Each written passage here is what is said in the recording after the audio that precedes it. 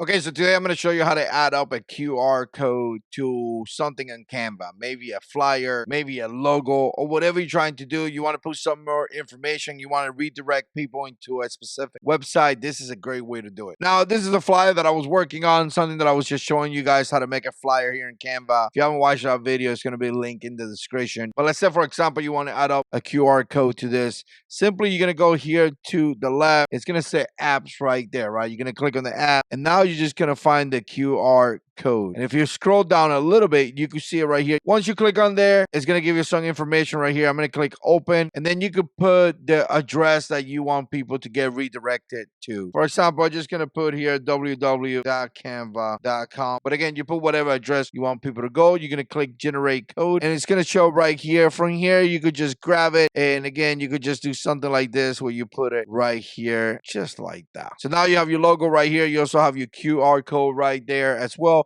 You could get more creative. You could put something up here that says clip here. You could put some arrows and things like that.